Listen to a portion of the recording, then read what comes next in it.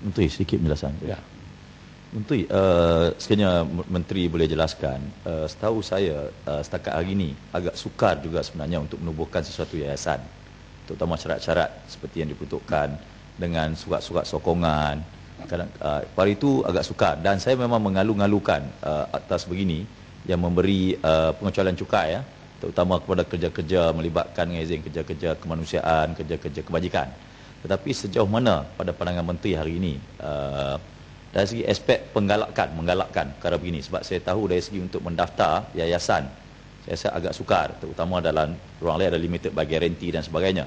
Dan satu, yang kedua, di dalam pembahasan rakan-rakan saya tadi, saya tidak masuk aspek politiknya tadi, tetapi aspek lebih penting ialah di negara-negara maju yang lain, contohnya disebutkan Jerman tadi, walaupun disebut Konrad Adenauer, banyak lagi, Friedrich Ebert, Friedrich Neumann. Kalau kita di Jepun, kita ada Sasakawa. Kalau di Amerika 1969, iaitu pertama JFK telah membentukkan International dia panggil Development Agency, sehingga terbentuknya USAID. Kalau di Australia, Australia Aid. Okey. Maksud saya itu ialah ini merupakan satu dasar kerajaan yang mana diluluskan di parlimen, yang mana menggunakan duit cukai rakyat untuk melakukan kerja-kerja kebajikan. Dan apatah lagi, ianya bukan satu perkara yang bersifat dengan izin non-state sector. Ini yang di-endorse oleh kerajaan. Sehingga kan kebanyakan kerja-kerja NGO, kerja-kerja masyarakat madani itu ialah dibantu oleh mereka-mereka ini, bergantung dengan izin kepentingan-kepentingan. Ada yang buat kerja-kerja alam sekitar, ada yang buat kerja-kerja bersifat keagamaan.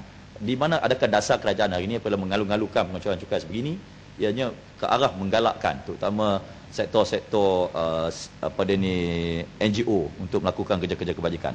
Ya, dari segi dasar memang digalakkan, tetapi tidaklah bererti segala galakan ini diiringi dengan potongan cukai.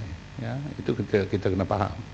Karena kalau semua kegiatan yang berbentuk baik ini kita bagi potongan cukai, kita kena imbangi dengan keperluan kerajaan mengumpulkan cukai yang mencukupi. Jadi memang kalau kita nak argue mengapa tak boleh, ini pun baik, memang susah. But we must draw a line. Jadi inilah line-line yang didrawkan, yang dibuat.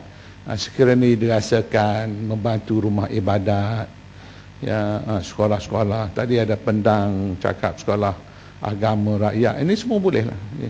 Sebuti sebut nak mengajar imam-imam boleh, tetapi mestilah dibuat dengan organisasi yang diterima oleh LHDN sebagai organisasi yang memang bertujuan yang sedemikian.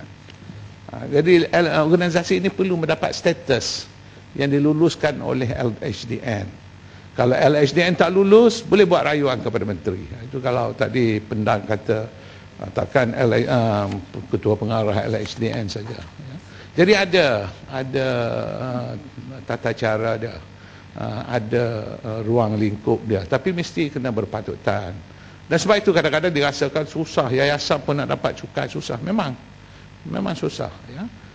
Umpamanya kalau orang kaya nak buat yayasan, mesti umpamanya keperluan lebih daripada separuh ahli lembaga pengarah amanah yayasan mesti independen, tidak merupakan keluarga dia umpamanya, ya. Dan dia tak boleh gunakan wang daripada yayasan untuk kepentingan dia dan keluarga dia. Menteri, sikit Menteri sebagai seorang yang juga cukuplah tu. Bukan, ada kaitan kepentingan. Banyak lagi nak buat ni. Bukan, sikit dalam untuk orang Islam, kita ada perkara yang memang digalakkan, wakaf. Ya, wakaf am, wakaf khas.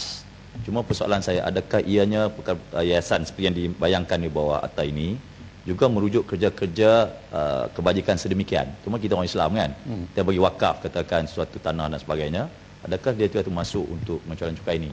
Buat rang undang-undang ini hanya tertumpu khusus kepada organisasi untuk ibadat dan kerja-kerja amal berhubungan dengan agama dan juga sekolah. Itu memang khusus. Yang ini khusus. Yang lain-lain ada. Kalau yayasan memang dia boleh minta, tapi ini akan ditentukan kelayakan dia boleh atau tidak oleh pihak LHDN.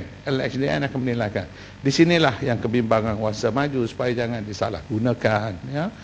Duit ini hasil yang terkorban oleh negara, dan dijangkakan ini pun dijangkakan 140 juta setahun akan terkorban daripada peruntukan baru ini.